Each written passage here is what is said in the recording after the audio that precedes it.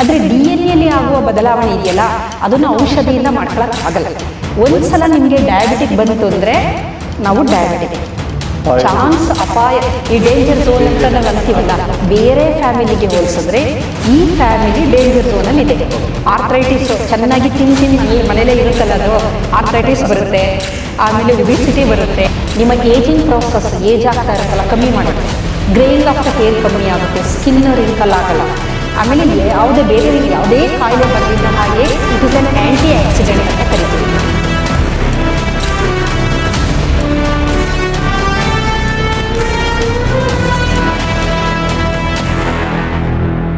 ಈಗ ಇತ್ತೀಚೆಗೆ ಇನ್ನೊಂದು ಸೇರ್ಪಡೆಯಾಗಿರೋದು ಎಪಿಜೆನೆಟಿಕ್ ಅಂತ. ಎಪಿಜೆನೆಟಿಕ್ಕು ಬಹಳಷ್ಟು ಎಲ್ಲದರಲ್ಲೂ ನಾವು ಎಪಿಜೆನೆಟಿಕ್ ಅಂತ ನೋಡ್ತೀವಿ. ಎಪಿಜೆನೆಟಿಕ್ ಅಂದರೆ DNA ಬದಲಾವಣೆ ಆಗ್ತಾ ಇಲ್ಲ. DNA ಹಾಗೇ ಇದೆ. ಆದರೆ DNA ಜೊತೆ ಅಸೋಸಿಯೇಟ್ ಆಗಿರೋಂತಹ ಕೆಲವೊಂದು ಬೇರೆ ಮಾಲಿಕ್ಯೂಲ್ಗಳಿದೆ. ಅಲ್ಲಿ ಬದಲಾವಣೆ ಆದಾಗ ಅದು ಎಪಿಜೆನೆಟಿಕ್ ಅಂತ ನಾವು ಕರಿತೀವಿ. ಸೊ ಇಲ್ಲಿ ಏನು ಮಾಡ್ತಾ ಇದ್ದಾರೆ ವಿಜ್ಞಾನಿಗಳು, ಈ ಒಂದು ಮಗು ಹುಟ್ಟಬೇಕಾದ್ರೆ ಈಗ ಗರ್ಭ ಸಂಸ್ಕಾರ ಅಂತ ನೀವು ಕೇಳಿರ್ಬೋದು. ಇತ್ತೀಚಿನ ದಿನದಲ್ಲಿ ಬಹಳಷ್ಟು ಅದು ಪ್ರಚಲಿತದಲ್ಲಿದೆ. ಅಂದರೆ ತಾಯಿಗೆ ಗರ್ಭಾವಸ್ಥೆಯಲ್ಲಿದ್ದಾಗ ನೀವು ಒಳ್ಳೆಯ ಒಂದು ವಾತಾವರಣವನ್ನು ಕೊಟ್ಟರೆ ಆಕೆಗೆ ಹುಟ್ಟುವ ಮಕ್ಕಳು ತುಂಬ ಚೆನ್ನಾಗಿರ್ತಾರೆ ಅಂತ. ಈಗ ಉದಾಹರಣೆಗೆ ಹೇಳಬೇಕು ಅಂದರೆ ಇದರ ಬಗ್ಗೆ ನಮ್ಮ ಪೂರ್ವಜರಿಗೆ ಗೊತ್ತಿತ್ತು. ಮಹಾಭಾರತದಲ್ಲಿ ಇದೆಯಲ್ಲ ಅಭಿಮನ್ಯುವಿನ ಕತೆ. ಅಭಿಮನ್ಯು ಗರ್ಭದಲ್ಲಿದ್ದಾಗಲೇ ಅವನಿಗೆ ಚಕ್ರವ್ಯೂಹನ ಹೇಗೆ ಬೇಯಿಸೋದು ಅಂತ ಹೇಳಿದ್ರು ಅಲ್ವಾ. ಶ್ರೀಕೃಷ್ಣ ಹೇಳ್ಬೇಕಾದ್ರೆ ಸುಭದ್ರೆಗೆ ಹೇಳ್ಬೇಕಾದ್ರೆ ಕೇಳಿಸ್ಕೊಂತ ಇದ್ಲು. ಅದನ್ನ ಹೊರಬರೋದನ್ನ ಹೇಳಷ್ಟರಲ್ಲಿ ನಿದ್ದೆ ಮಾಡ್ಬಿಟ್ಟಿದ್ಲು. ಸೊ ಆ ಮಗು ಹಾಗೆ ನಿದ್ದೆ ಮಾಡ್ತಾ ಅವನಿಗೆ ಒಳಗೆ ಹೋಗೋದು ಗೊತ್ತಿತ್ತು, ಹೊರಬರೋದು ಗೊತ್ತಿಲ್ಲ ಅಂತ. ಹಾಗಾಗಿ ಅದನ್ನ ಗರ್ಭ ಸಂಸ್ಕಾರ ಅಂದರೆ ನಿಮಗೆ ಲರ್ನಿಂಗು ಅಲ್ಲಿಂದನೇ ಶುರು ಆಗುತ್ತೆ. ಲರ್ನಿಂಗು ನಾವೇನು ಅನ್ಕೊಂತೀವಿ, ಮಗು ಹುಟ್ಟಿದ ಮೇಲೆ ಅದು ಒಂದು ಸ್ಕೂಲ್ಗೆ ಹೋಗುತ್ತೆ, ಅಲ್ಲಿಗೆ ಹೋದಾಗ ಅದು ಕಲಿಯುತ್ತೆ ಅಂತ ಅಲ್ಲ. ಲರ್ನಿಂಗ್ ಸ್ಟಾರ್ಟ್ಸ್ ಆ ಜೀವಿ ಅಂತ ಎಲ್ಲಿ ಶುರು ಆಗುತ್ತೆ ಅಲ್ಲಿಂದನೇ ಲರ್ನಿಂಗ್ ಶುರು ಆಗುತ್ತೆ. ಅದೇ ರೀತಿ ಹಿರಣ್ಯಕಶಿಪುವಿನ ಒಂದು ಕತೆ ಕೇಳಿರ್ಬೋದು, ಭಕ್ತ ಪ್ರಹ್ಲಾದ. ಅವನ ತಾಯಿಗೂ ಸಹ ನಾರದರು ಒಳ್ಳೆ ವಿಚಾರಗಳನ್ನೇ ಹೇಳ್ತಾ ಬಂದಿರ್ತಾರೆ. ಹಾಗಾಗಿ ರಾಕ್ಷಸನ ಮಗ ಆದ್ರೂ ಪರಮ ದೈವ ಭಕ್ತ ಆಗಿರ್ತಾನೆ ಅಲ್ವಾ. ಇದೆಲ್ಲ ನಮಗೆ ಎವಿಡೆನ್ಸ್ ಇದೆ, ಆದರೆ ಅದ್ರ ಬಗ್ಗೆ ನಮ್ಗೆ ಅರಿವಿಲ್ಲ. ಹಾಗಾಗಿ ಇದನ್ನು ಎಪಿಜೆನೆಟಿಕ್ ಅಂತ ಕರಿತೀವಿ. ಇಲ್ಲೇನಾಗುತ್ತೆ, DNA ಬದಲಾವಣೆ ಆಗ್ತಾ ಇಲ್ಲ, DNA ಹಾಗೇ ಇದೆ.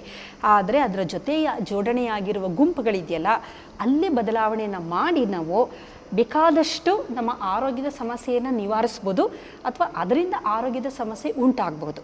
ಹಾಗಾಗಿ ಇದನ್ನು ಎಪಿಜೆನೆಟಿಕ್ ಅಂತ ಕರಿತೀವಿ. ಹಾಗಾಗಿ ಎಲ್ಲ ಕಾಯಿಲೆಗಳು ಇಷ್ಟು ನಾನು ಏನೇನು ಹೇಳಿದೆ ಇದರೊಳಗೇನೆ ಬರುತ್ತೆ. ಇದರ ಹೊರತಾಗಿ ನಾವು ಹೇಳಿದ್ವಲ್ಲ, ಈ ನೆಗಡಿ ಆಗ್ಬೋದು, ಕೆಮ್ಮಾಗೋದು ಅಥವಾ ಒಂದು ಇನ್ಫೆಕ್ಷನ್ ಆಗ್ಬೋದು, ಒಂದು ಫುಡ್ ಪಾಯ್ಸನ್ ಆಗ್ಬೋದು, ಇಲ್ಲಿ DNA ಏನು ಬದಲಾವಣೆ ಆಗಿರಲ್ಲ. DNA ಚೆನ್ನಾಗೇ ಇರುತ್ತೆ. ಆದರೆ ದೇಹಕ್ಕೆ ಯಾವುದೋ ಒಂದು ಸೂಕ್ಷ್ಮಾಣುಜೀವಿ ಒಳಗಡೆ ಹೋಗಿ ಅಲ್ಲಿ ಸೆಲ್ಸ್ನೆಲ್ಲ ಸ್ವಲ್ಪ ಡ್ಯಾಮೇಜ್ ಮಾಡ್ತಿರುತ್ತೆ. ಹಾಗಾಗಿ ನಮಗೆ ಕಾಯಿಲೆ ಬರುತ್ತೆ. ಇದನ್ನು ನಾವು ಔಷಧಿಯ ಮುಖಾಂತರ ಸರಿ ಮಾಡ್ಕೊಳ್ತಾ ಹೋಗ್ಬೋದು. ಆದರೆ DNA ಆಗುವ ಬದಲಾವಣೆ ಇದೆಯಲ್ಲ ಅದನ್ನು ಔಷಧಿಯಿಂದ ಮಾಡ್ಕೊಳಕ್ಕಾಗಲ್ಲ. ಒಂದು ಸಲ ನಿಮಗೆ ಡಯಾಬಿಟಿಕ್ ಬಂತು ಅಂದರೆ ನಾವು ಡಯಾಬಿಟಿಕ್ ರಿವರ್ಸ್ ಮಾಡೋಕ್ಕಾಗಲ್ಲ. ರಿವರ್ಸ್ ಅಲ್ಲ, ಅದು ಮ್ಯಾನೇಜ್ಮೆಂಟ್. ರಿವರ್ಸು ನೀವು ಒಂದು ಸಲ ಡಯಾಬಿಟಿಕ್ ನಮ್ಮದು ಶುಗರ್ ಲೆವೆಲ್ ಜಾಸ್ತಿ ಆಯಿತು ಅಂದರೆ ಆಯಿತು. ಆದರೆ ಶುಗರ್ ಲೆವೆಲ್ ಹಾಗೇ ಮಾನಿಟರ್ ಮಾಡ್ಕೊಳ್ತಾ ಹೋಗೋದು. ರಿವರ್ಸ್ ಅಂತ ಆಗಲ್ಲ. ಅಷ್ಟು ನಿಭಾಯಿಸೋದು ಮ್ಯಾನೇಜ್ಮೆಂಟ್ ಅಂತ ನಾವೇನು ಹೇಳ್ತೀವಲ್ಲ ಅದನ್ನು ಮಾತ್ರ ನಾವು ಮಾಡಬಹುದು. ಹಾಗಾಗಿ ಎಲ್ಲ ಕಾಯಿಲೆ, ಈಗ ಒಬಿಸಿಟಿ ಅಂತ ಒಂದು ಸಲ ನಾವು ಡೆವಲಪ್ ಆದರೆ ನೀವು ಫುಡ್ ಕಂಟ್ರೋಲ್ ಮಾಡಿದ್ರೆ ಚೆನ್ನಾಗಿರ್ತೀರ. ಫುಡ್ ಜಾಸ್ತಿ ಆದರೆ ತೂಕ ಜಾಸ್ತಿ ಆಗುತ್ತೆ. ಒಬೆಸಿಟಿ ಸಹ ಅದು ಎಲ್ಲದು ಜೆನೆಟಿಕ್ ಏನಂದರೆ ಕೆಲವೊಂದು ಜೀನ್ಗಳು ಮ್ಯೂಟೇಷನ್ ಆಗಿಬಿಟ್ಟಿರುತ್ತೆ ಆಲ್ರೆಡಿ. ಹೊರಗಡೆ ಫ್ಯಾಕ್ಟರ್ ಯಾವುದು ಗೊತ್ತಾ, ನೀವು ಅದನ್ನು ಹಾಗೆಯೇ ಮೇಂಟೈನ್ ಮಾಡೋದು ನಿಮ್ಮ ಫುಡ್. ಈಗ ಒಂದು ಉದಾಹರಣೆಗೆ ಒಂದು ಫ್ಯಾಮಿಲಿ ಇದೆ. ಫ್ಯಾಮಿಲಿಲಿ ಅಜ್ಜ ಅಜ್ಜಿ ತಂದೆ ತಾಯಿ ಎಲ್ಲ ಸ್ವಲ್ಪ ಡಯಾಬಿಟಿಕ್ ಅಂತಲೇ ಇಟ್ಕೊಳ್ಳಿ. ಆ ಫ್ಯಾಮಿಲಿಲಿ ಒಂದು 4 ಜನ ಮಕ್ಕಳು ಚೆನ್ನಾಗಿದ್ದಾರೆ, ಅವರೇನು ಡಯಾಬಿಟಿಕ್ ಅಲ್ಲ. ಆದರೆ ಆ 4 ಜನರಿಗೂ ಯಾವ ಸಂದರ್ಭದಲ್ಲಾದರೂ ಅವರು ಡಯಾಬಿಟಿಕ್ ಆಗ್ಬೋದು. ಚಾನ್ಸ್ ಅಪಾಯ ಈ ಡೇಂಜರ್ ಝೋನ್ ಅಂತ ನಾವು ಅಂತೀವಲ್ಲ, ಬೇರೆ ಫ್ಯಾಮಿಲಿಗೆ ಹೋಲಿಸಿದ್ರೆ ಈ ಫ್ಯಾಮಿಲಿ ಡೇಂಜರ್ ಝೋನಲ್ಲಿ ಇದೆ. ಆದರೆ ಆ 4 ಜನದಲ್ಲಿ ಯಾರೋ ಒಬ್ಬರು ಭಾಳ ಚೆನ್ನಾಗಿ ಡಯಟ್ ಕಂಟ್ರೋಲ್ ಮಾಡ್ತಾರೆ, ಸ್ಟ್ರೆಸ್ ಮ್ಯಾನೇಜ್ಮೆಂಟ್ ಮಾಡ್ತಾ ಇದ್ದಾರೆ, ಆಮೇಲೆ ಎಕ್ಸಸೈಸು ಇದು ಎಲ್ಲ ಮಾಡ್ತಿದ್ದಾರೆ. ಅವನಿಗೆ ಅದನ್ನು ಪೋಸ್ಟ್ಪೋನ್ ಮಾಡ್ಕೊತ ಇದ್ದಾನೆ, ಅವನು ಬರಲ್ಲ ಅವನಿಗೆ ಬೇಗ. ಇನ್ನೊಬ್ಬರು ಚೆನ್ನಾಗಿ ತಿನ್ನೋದು, ಏನು ವಿಯರ್ಡ್ ಹ್ಯಾಬಿಟ್ಸು, ಕುಡಿಯೋದು, ತಿನ್ನೋದು, ಫಿಸಿಕಲ್ ಆ್ಯಕ್ಟಿವಿಟಿ ಇಲ್ಲ, ಅವನು ಬೇಗ ಡಯಾಬಿಟಿಕ್ ಬರುತ್ತೆ. ಅಂದರೆ ಹೊರಗಡೆ ನಾವು ಏನು ವಾತಾವರಣದಲ್ಲಿರುವ ಈ ಪ್ರಚೋದಕಾರಿ ಅಂಶ ಇದೆಯಲ್ಲ ಅದರಿಂದ ಕಾಯಿಲೆ ಆಲ್ರೆಡಿ ನೀವು ಒಂದು ಲೆವೆಲಲ್ಲಿ ಇದ್ದೀರಾ, ಅದು ಟ್ರಿಗರ್ ಮಾಡುತ್ತೆ. ಹಾಗಾಗಿ ಈಗ ನಾವೇನು ನೋಡ್ತಾ ಇದ್ದೀವಿ ಎಲ್ಲ ಕಾಯಿಲೆಗಳು ಈ ಕ್ಯಾಟಗರಿಗೆ ಬರೋಂಥದ್ದು. ಸೊ ಆಲ್ರೆಡಿ ಒಂದು ಲೆವೆಲಲ್ಲಿ ನಾವು ಡೇಂಜರ್ ಝೋನಲ್ಲಿ ಇರ್ತೀವಿ. ಕ್ಯಾನ್ಸರ್ ಸಹ ಹಾಗೇ. ಈಗ 2 ಫ್ಯಾಮಿಲಿ ತಗೊಂಡ್ರೆ ಕೆಲವೊಂದು ಫ್ಯಾಮಿಲಿಲಿ ಕ್ಯಾನ್ಸರ್ ಡೆತ್ಸು ಜಾಸ್ತಿ ಇರುತ್ತೆ. ಅದು ಕೆಲವರಿಗೆ ಬ್ರೆಸ್ಟ್ ಕ್ಯಾನ್ಸರು ಅಜ್ಜಿನೋ ದೊಡ್ಡಮ್ಮನೋ ಚಿಕ್ಕಮ್ಮನೋ ಯಾರಿಗೋ ಆಗಿರುತ್ತೆ. ಆ ಒಂದು ಫ್ಯಾಮಿಲಿ ಏನಿದೆ ಅಲ್ಲಿರುವ ಎಲ್ಲ ಹೆಣ್ಣು ಮಕ್ಕಳಿಗೂ ಒಂದು ಕ್ಯಾನ್ಸರ್ ಬರುವ ಸಾಧ್ಯತೆ ಇದೆ. ಬರಲೇಬೇಕು ಅಂತಿಲ್ಲ, ಸಾಧ್ಯತೆ ಇದೆ. ಬೇರೆಯವ್ರಿಗೆ ಹೋಲಿಸಿದ್ರೆ ಅವರು ಯಾವ ರೀತಿ ನಿಭಾಯಿಸ್ತಾರೆ ಅನ್ನೋದ್ರ ಮೇಲೆ ಕ್ಯಾನ್ಸರ್ ಟ್ರಿಗರ್ ಆಗುತ್ತೆ ಇಲ್ಲ ಅನ್ನೋದು ಡಿಸೈಡ್ ಆಗ್ಬೋದು. ಅಲ್ಲೂ ಮ್ಯಾನೇಜ್ಮೆಂಟ್, ಎಲ್ಲ ಮ್ಯಾನೇಜ್ಮೆಂಟು. ಅದಕ್ಕೆ ನೋಡಿ ಇತ್ತೀಚಿನ ದಿನದಲ್ಲಿ ಆರೋಗ್ಯದ ಬಗ್ಗೆ ಜನಕ್ಕೆ ತುಂಬ ಅರಿವಿದೆ ಮತ್ತು ಕಾನ್ಷಿಯಸ್. ಪ್ರಾಣಿಗಳು ಮೆಡಿಸಿನ್ ತಗೊಳ್ದಿರೋದು ಅದು ನಮ್ಮ ಸವಾಸ ಮಾಡಿದ್ಮೇಲೆ ತಗೋತಾವೆ. ನಾನು ಅದೇ ಹೇಳೋದು, ಈಗ ಮನೇಲಿ ಪೆಟ್ಸ್ ಸಾಕಿರ್ತಾರೆ, ಹೌದು, ಅದಕ್ಕೆಲ್ಲ ಕಾಯಿಲೆ ಮನುಷ್ಯನ ಬಂದಂಗೆ ಬರುತ್ತೆ. ಆರ್ಥ್ರೈಟಿಸು ಚೆನ್ನಾಗಿ ತಿಂದು ಮನೇಲೇ ಇರುತ್ತಲ್ಲ, ಅದು ಆರ್ಥ್ರೈಟಿಸ್ ಬರುತ್ತೆ. ಆಮೇಲೆ ಒಬಿಸಿಟಿ ಬರುತ್ತೆ, ಪೆಟ್ಸ್ ಮನೇಲಿ ಸಾಕಿರ್ತಾರಲ್ಲ. ಆಮೇಲೆ ಒಬಿಸಿಟಿ ಬರುತ್ತೆ, ಡಯಾಬಿಟಿಕ್, ಕ್ಯಾನ್ಸರ್ ಬರುತ್ತೆ. ಮನುಷ್ಯನಿಗೆ ನೀವು ಪ್ರಾಣಿ ಮನುಷ್ಯನ ಸವಾಸ ಮಾಡಿದ್ವಲ್ಲ ಹಾಳಾದ್ವು, ಡಿಪ್ರೆಷನ್ ಬರುತ್ತೆ ಅಂತೀರಾ? ಅದು ಬರುತ್ತೆ. ನೀವು ನಿಮ್ಮ ಪೆಟ್ಗೆ ಚೆನ್ನಾಗಿ ಅದಕ್ಕೆ ಪ್ಯಾಂಪರ್ ಮಾಡಿ ನೀವೇ ತಿನ್ನಿಸಿ ಯಾವುದೋ ಊರಿಗೆ ಹೋಗಿರ್ತೀರಾ, ನೀವಿರಲ್ವಲ್ಲ, ಡಿಪ್ರೆಷನ್ ಗೊತ್ತಾಗುತ್ತದು. ಸೊ ಹಂಗೆ ಪ್ರಾಣಿ ನೇಚರಲ್ಲಿದ್ದಾಗ ಪ್ರಾಣಿಯಾಗಿತ್ತು, ಚೆನ್ನಾಗಿತ್ತದು, ಹ್ಯಾಪಿಯಾಗಿತ್ತು. ಅದು ಯಾವಾಗ ಮನುಷ್ಯನ ಸವಾಸ ಮಾಡ್ತು ಅದು ಹಾಳಾಯಿತು. ಅದಕ್ಕೂ ಮನುಷ್ಯನಿಗೆ ಏನೇನು ಕಾಯಿಲೆ ಬರುತ್ತೆ ಎಲ್ಲ ಕಾಯಿಲೆ ಪ್ರಾಣಿಗೂ ಬರುತ್ತೆ. ಸೊ ನಾವು ಅದನ್ನು ಪ್ರಕೃತಿ ಜೊತೆ ದೂರ ಕರ್ಕೊಂಡು ಬಂದು ಅದನ್ನು ದೂರ ಮಾಡಿದಷ್ಟು ಅದೇನಾಗ್ತಾ ಇದೆ ಅಂದರೆ ಎಲ್ಲ ಕಾಯಿಲೆಗಳಿಗೆ ಅದು ತುತ್ತಾಗ್ತಾ ಇದೆ. ನಾವೇನು ಅನ್ಕೊಂತೀವಿ, ನಾನು ತುಂಬ ಚೆನ್ನಾಗಿ ಸಾಕ್ತಾ ಇದ್ದೀನಿ ಅಂತ, ತಪ್ಪದು. ಅದು ಪ್ರಕೃತಿಲಿ ಇದ್ದಾಗಲೇ ಮಾತ್ರ ಅದು ಚೆನ್ನಾಗಿರೋದು. ಸೊ ಕೆಲವು ಬ್ರೀಡ್ಗಳಿರುತ್ತೆ, ಅದು ಪ್ರಕೃತಿಲಿ ಇರೋಕ್ಕಾಗಲ್ಲ, ಏನೂ ಮಾಡೋಕ್ಕಾಗಲ್ಲ. ಅದು ವೈಲ್ಡ್ ಇದ್ದರೆ, ಈಗ ಸ್ಟ್ರೀಟ್ ಡಾಗ್ಸ್ ಎಲ್ಲ ವೈಲ್ಡ್ ಅದು ಅಲ್ವಾ. ಆದರೆ ಕೆಲವು ಬ್ರೀಡ್ ಇರುತ್ತಲ್ಲ ನಾಯಿಯಲ್ಲಿ, ಅದು ಸಾಕ್ಲೇಬೇಕು, ಬ್ರೀಡ್. ಮತ್ತೆ ಅದಕ್ಕೆ ಕಚ್ಚಲ್ಲ. ಏನಕ್ಕೆ ಅಂದರೆ ಅದರದ್ದು ಏನು ಒರಿಜಿನಲ್ ಕ್ವಾಲಿಟೀಸ್ ಇರುತ್ತೆ ಅದೆಲ್ಲ ಅದು ಕಳ್ಕೊಂಬಿಟ್ಟಿರುತ್ತೆ. ಹಾಗಾಗಿ ಈಗ ಝೂಲಿರೋ ಪ್ರಾಣಿಗಳ ಥರ ಅವಕ್ಕೆ ನೀವು ಹೊರಗಡೆ ಬಿಟ್ಟರೆ ಕಾಡಲ್ಲಿ ಬೇಟೆ ಆಡೋಕ್ಕಾಗಲ್ಲ ಅವು.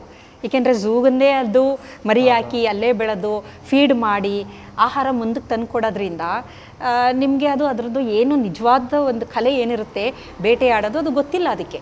ಅದೇ ರೀತಿ ನಮ್ಮಲ್ಲಿ ಕೆಲವು ಪ್ರಾಣಿಗಳಿದೆ, ಇಲಿನ ನಾವು ಸಾಕ್ತೀವಿ ಎಕ್ಸ್ಪರಿಮೆಂಟ್ ಪರ್ಪಸ್ಸು. ಆ ಇಲಿನ ನೀವು ನೆಲದ ಮೇಲೆ ಬಿಟ್ಟರೆ ಮುಂದಕ್ಕೆ ಹೋಗೋಕ್ಕೆ ಬರಲ್ಲ ಅದಕ್ಕೆ. ಏಕೆಂದರೆ ಅದಕ್ಕೆ AC ರೂಮು, ವಾಟ್ರ್ ಬಾಟ್ಲು ಕೊಡ್ತೀವಿ, ಫುಡ್ ಕೊಡ್ತೀವಿ.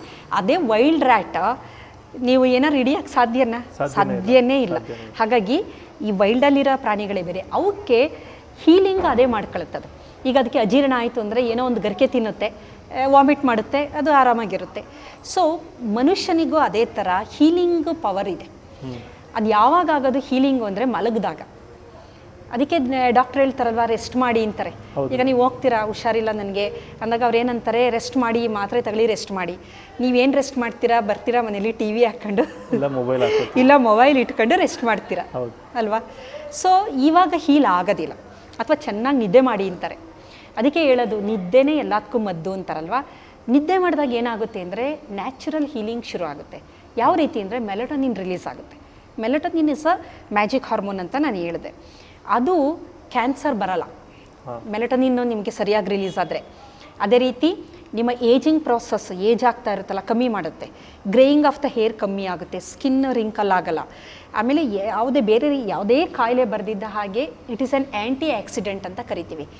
ಆ್ಯಂಟಿ ಆಕ್ಸಿಡೆಂಟ್ ಅಂತಂದರೆ ಅದು ನಮ್ಮಲ್ಲಿ ದೇಹದಲ್ಲಿ ಏನೇ ಒಂದು ವಿಷ ಇರುತ್ತೆ ಅದನ್ನೆಲ್ಲ ನಲಿಫೈ ಮಾಡೋಂಥ ಒಂದು ಪ್ರಾಸೆಸ್ ಮಾಡೋಂಥದ್ದು ಮೆಲಟೋನಿನ್ ಹಾರ್ಮೋನು. ಹಾಗಾಗಿ ಅದು ಯಾವಾಗ ಬಿಡುಗಡೆ ಆಗುತ್ತೆ ಅಂದರೆ ಡೀಪ್ ಸ್ಲೀಪಲ್ಲಿ. ಸೊ ಅರ್ಲಿ ಟು ಬೆಡ್ ಅಂತ ನಾವು ಹೇಳ್ತೀವಲ್ವ, ಬೇಗ ಮಲಗಬೇಕು, ಬೇಗ ಏಳಬೇಕು.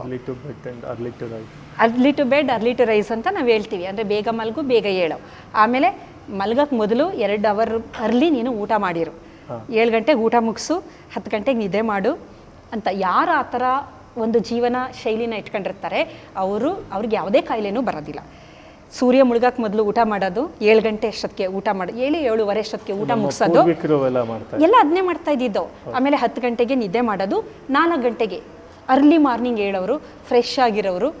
ಸೊ ಅವ್ರಿಗೆ ಯಾವುದೇ ರೀತಿ ಕಾಯಿಲೆ ಇಲ್ಲ. ಆದರೆ ಇವಾಗ ಏನಾಗ್ತಾ ಇದೆ ಅಂದರೆ 12 ಗಂಟೆವರೆಗೂ ತಿನ್ನೋದು, 1 ಗಂಟೆ 2 ಗಂಟೆವರೆಗೂ ಮೊಬೈಲ್ ನೋಡೋದು. ಸೊ ಬೆಳಗ್ಗೆ 10-12 ಗಂಟೆವರೆಗೂ ಮಲಗಿದ್ದು. ಒಂದು ಕ್ವಶನ್ ಇದೆ ನಮಗೆ. ಹೌದು, ಹೇಳಿ. ಈಗ ಸಾಧನೆ ಮಾಡಬೇಕು ಅಂದ್ರೆ ನಿದ್ದೆಗೆಟ್ಟು ಸಾಧನೆ ಮಾಡಬೇಕು ಅಂತ ಹೇಳ್ತಾರೆ. ಈ ಥರ ಎಲ್ಲ ಒಂದು ಒತ್ತಡ ಇರುತ್ತೆ. ಅಂದರೆ ಈಗ ಒಂದು ಜ್ಞಾನ ಸಂಪಾದಿಸಬೇಕು ಅಂದರೆ ಅಥವಾ ದುಡಿದು ನಾವೊಂದು ಎಸ್ಟಾಬ್ಲಿಷ್ ಆಗಬೇಕು ಅಂದಾಗ ನಾವು ನಿದ್ದೆಗೆಟ್ಟೆ ಮಾಡಬೇಕು ಅನ್ನೋ ಒಂದು ಅನಿವಾರ್ಯತೆ ಸೃಷ್ಟಿಯಾಗುತ್ತೆ. ಅವಾಗ ಅಂಥವ್ರು ನಿದ್ದೆನ ಹೇಗೆ? ಅಲ್ಲ, ಅದೇ ನಾನು ಹೇಳಿದ್ನಲ್ಲ, ನೀವು 10 ಗಂಟೆಗೆ ಮಲ್ಕೊಳ್ಳಿ, 3ವರೆಗೆ ಎದ್ದೇಳಿ. ಹಾಂ, ನಿಮಗೆ 10ಕ್ಕೆ ಮಲಗಿದ್ರೆ 11-12 ಅಷ್ಟೊತ್ತಿಗೆ ನಿಮಗೆ ಮೆಲಟೋನಿನ್ ಸೆಕ್ರೇಷನ್ ಶುರು ಆಗುತ್ತೆ. 3:30-4 ಗಂಟೆ ಅಷ್ಟೊತ್ತಿಗೆ ಕಮ್ಮಿ ಆಗುತ್ತೆ. 4 ಗಂಟೆಗೆ ಎದ್ದೇಳ್ಬೋದು. ಅರ್ಲಿ ಮಾರ್ನಿಂಗು ನಿಮಗೆ ಮೈಂಡ್ ಫ್ರೆಶ್ ಇರುತ್ತೆ. ನೀವು ಏನೇ ಸಾಧನೆ ಮಾಡೋದಾದರೂ ಆ ಸಂದರ್ಭದಲ್ಲಿ 4ರಿಂದ 7-8 ಗಂಟೆವರೆಗೂ ಮಾಡ್ಬೋದು. ಸೊ 10 to 4 ನೀವು ರೆಕಮೆಂಡ್ ಮಾಡ್ತೀವಿ? ಹೌದು, 10 to 3:30 3ವರೆಗೂ ಬೇಕಾದ್ರೂ ಇದು ಮಾಡ್ಬೋದು.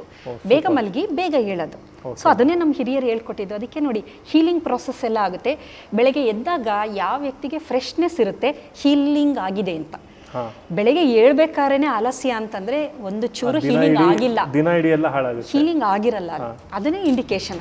ಫ್ರೆಶ್ ಆಗಿರುತ್ತೆ ಮೈಂಡು, ಎದ್ದು ಒಳ್ಳೆ ಕೆಲಸ ಆಗುತ್ತೆ, ಒಳ್ಳೆ ಮೂಡಲ್ಲಿ ಇರ್ತೀವಿ ಅಂದರೆ ಒಳಗಡೆ ಏನೇ ಡ್ಯಾಮೇಜ್ ಇರುತ್ತಲ್ಲ ಅದೆಲ್ಲ ಹೀಲ್ ಆಗುತ್ತೆ. ಅದರಿಂದ ಏನಾಗುತ್ತೆ, ಇದನ್ನು ನಾವು ಸೇವನೆ ಮಾಡ್ತೀವಲ್ಲ, ಮಾಡಿದಾಗ ಈ ಗ್ರೋತ್ ಹಾರ್ಮೋನ್ ಸಣ್ಣ ಮಕ್ಕಳ ದೇಹನ ಹೋದಾಗ ಅದು ದೇಹದಲ್ಲಿ ಆ ಒಂದು ಬೆಳವಣಿಗೆನ ಜಾಸ್ತಿ ಮಾಡ್ತೀವಿ. ಅವಧಿಗೆ ಮುನ್ನವೇ ಎಲ್ಲ ಆಗಬೇಕು, ಅದಕ್ಕಿಂತ ಮೊದಲೇ ಆಗ್ತಾ ಇರುತ್ತೆ. ಇನ್ನು ಮಕ್ಕಳು